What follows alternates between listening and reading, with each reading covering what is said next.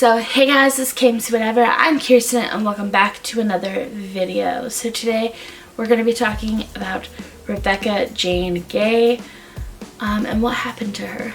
So Rebekah Jane Gay was born on March 26th of 1988. She was 24 years old from Mount Pleasant, Michigan.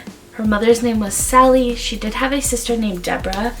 She also had a fiance, Aaron Quinn, and 3-year-old son named Conaway.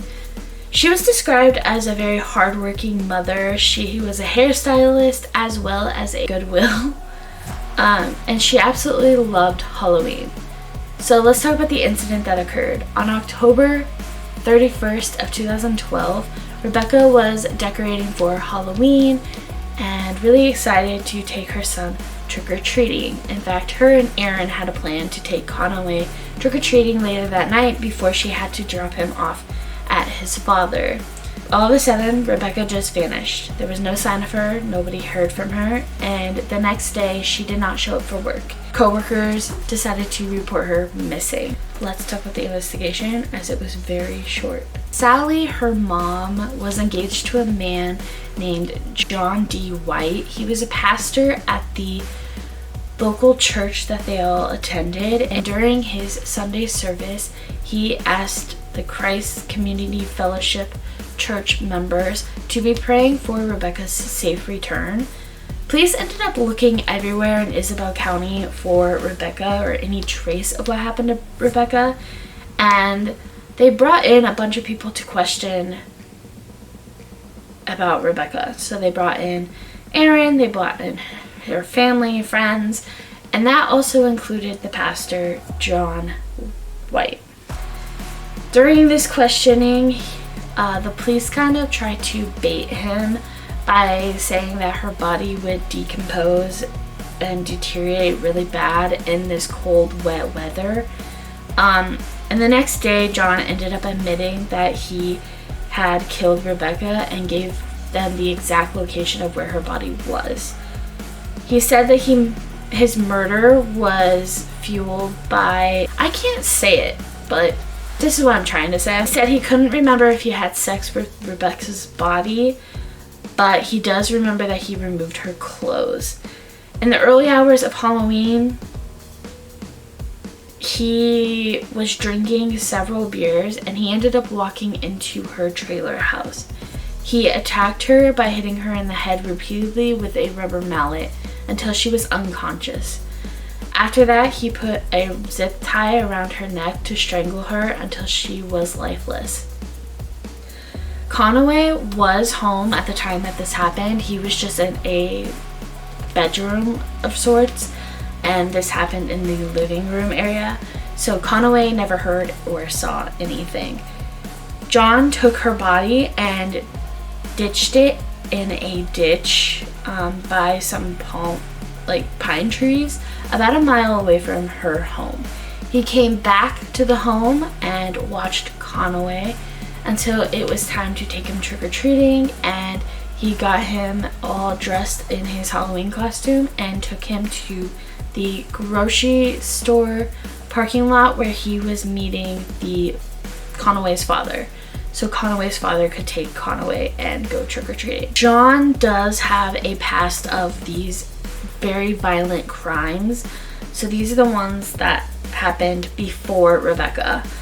So he had his first violent attack against a woman in Battle Creek, Michigan when he was 22 years old. He was married at the time, and that's all I could get from that first case. The second violent attack that he did was against a neighbor, that's a 17-year-old neighbor named Teresa Etherton. In his basement, he asked her to come look at a stock race car that he had set up, and when she got down there, he attacked her and stabbed her 15 times and then began to choke her. She did end up surviving this attack, and she told the police that he told her, "You're going to go now. I'm really sorry you had to go like this, but what the F? You're a woman." He was arrested and sent to prison, but he ended up appealing this conviction, and he actually won his appeal on the sense that his attorney did not raise an insanity defense. He was released from prison in 1983, just 2 years after committing the crime. He got 2 years of probation and also a mandatory mental health treatment. In July of 1994, 26-year-old Vicky Sue Wall disappeared from Comstock Township, Michigan. He was still married with 2 children and 1 on the way, and he was also having an affair with this Vicky person. Surveillance video from a grocery store showed that Vicky had gotten into a black pickup at around 3 a.m., and that was the last time anybody saw her alive. John did admit that they did have an affair, but that he took her home safely that night. 6 weeks later, Vicky's body was found about 2 miles from the grocery store. Her body was so badly decomposed that they could not figure out a cause of death on what happened to her. John refused to talk to police. He did end up taking a lie detector test, but I have no idea what those results were. They did do a luminol test in his truck, but there was severely a lack of blood in the truck. So due to the lack of evidence that they had, John was not convicted of murder, but he took a plea deal to no contest of involuntary manslaughter. He did get served 8 to 15 year sentence. While he was in prison, he talked to a prison psychiatrist about how he had violent fantasies of killing women and having sex with their dead bodies. He served 12 years in prison for this crime, and he was released in 2007. He ended up moving after that, and he became a pastor, and that's when he met Sally and Rebekah and Conaway and all that, and this is when that all kind of occurred. In the weeks prior to the murder, he started to have a lot more fantasies again of having sex with dead women. So what happened to Rebekah, we can all assume he probably did. The trial was very easy and simple. The prosecutors did have his admission on tape, and they wanted to put him away for life.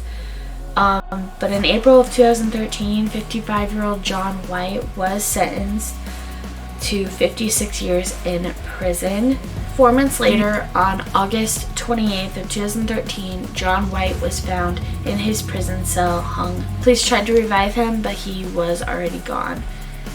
I'm gonna leave you here with some photos of Rebekah and her life, but I will see you guys in the next video. Bye guys.